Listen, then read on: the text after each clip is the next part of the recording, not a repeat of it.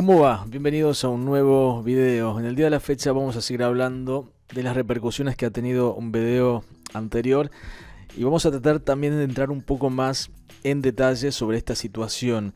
Hablamos que en un video anterior hablamos sobre un artículo del periódico británico Financial Times donde hablaba de la influencia china en Perú y de la preocupación que tiene justamente Estados Unidos por esa influencia china y bueno, prácticamente le avisaba o le advertía al gobierno peruano de tomar medidas en este asunto.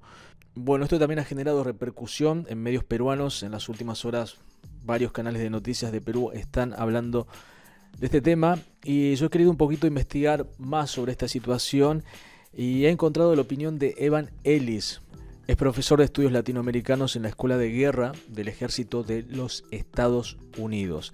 Y su opinión es bastante importante, es una opinión que creo que tiene mucha base, mucho fundamento, es un estudioso justamente de este tema, ha escrito varios libros, así que vamos a escuchar su presentación. Justamente fue entrevistado por el Westminster Instituto y ha dejado afirmaciones o declaraciones muy interesantes sobre este tema. Thank you very much. It's a real pleasure to be with you today. I want to thank Robert Riley and the team at Westminster for this opportunity to share my thoughts on understanding Chinese activities in Latin America and the Caribbean with you, and also, of course, to all of you for your interest in this topic. As an employee of the U.S. Army, I'd like to emphasize that what I'm going to share today is not necessarily the position of the U.S. government nor my institution, but I will be happy to speak frankly about my thoughts. I've been following this topic for about 20 years, and I've seen Chinese activities and the relative amount of sophistication by Chinese companies operating in the region evolve. I've seen the strategy evolve and diversify. But when we begin to take a look at what China is doing, having worked for quite some time for the Department of Defense in various different capacities, I always am confronted with the question, is this strategic or is it just about economics? And my response always has been that although Chinese activities in Latin America primarily seek their own economic self-interest, it is nonetheless strategic in its reach in terms of its transformation of the region, nor in its impact on U.S. equities as an integral part of the Western Hemisphere. Bueno, ahí escuchábamos un poco a Evan Ellis. Ahora, en este fragmento que voy a compartir con ustedes, le vamos a escuchar hablar sobre la historia de lo que es el comercio chino en Latinoamérica. Esto también es muy importante para mí porque tampoco tenía idea de desde cuándo viene esta aceleración del comercio chino, de la compra de infraestructura, de la compra de activos en lo que es Latinoamérica. Y bueno, es bastante importante también escuchar a Evan Ellis sobre este tema.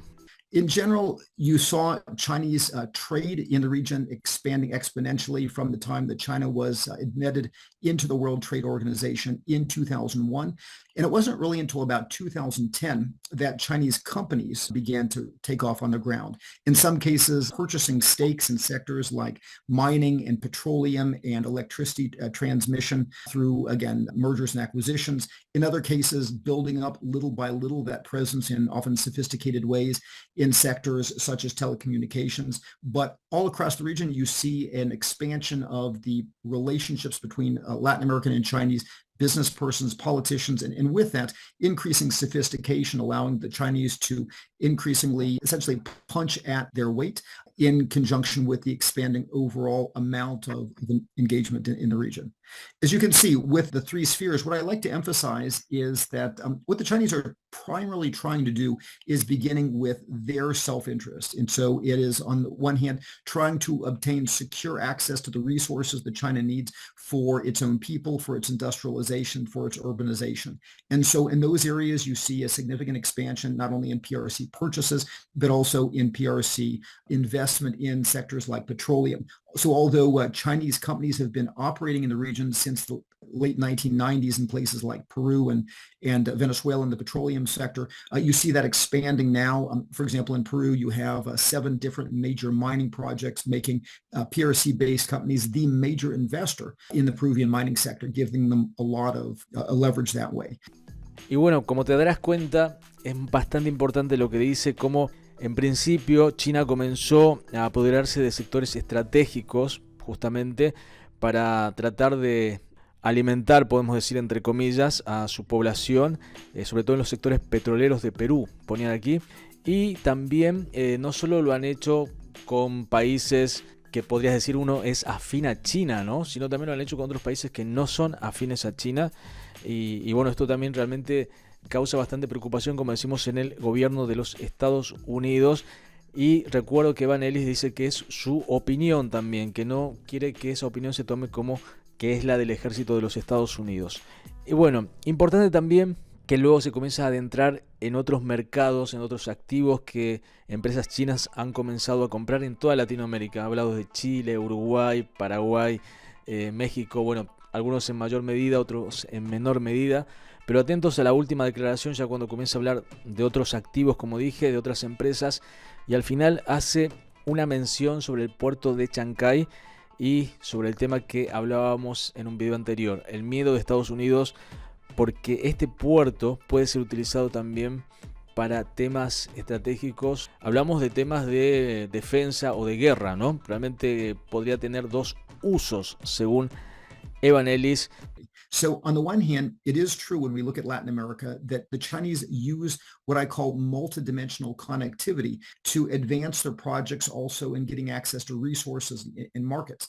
But on the one hand, you do have Chinese activities in the transportation sector, the construction of highways, as well as bridges. So initially you saw that in places like the populist countries such as Venezuela and in Ecuador under Rafael Correa and Bolivia under Evo Morales, to a certain degree in Argentina under the current Peronist government. But increasingly also as Chinese companies have become more sophisticated, you see them engaged, oftentimes using sophisticated vehicles like public-private partnerships to advance themselves in countries that are considered having relatively stronger institutions and still have options to work in the West. So, for example, it was notable that in Colombia, Chinese companies recently won a project for the $4.5 billion Bogota metro system. Or, for example, in Chile, that Chinese companies won an important construction work for part of Highway 5, going from Talca, Chile, south of Santiago, up to a place called Chillín.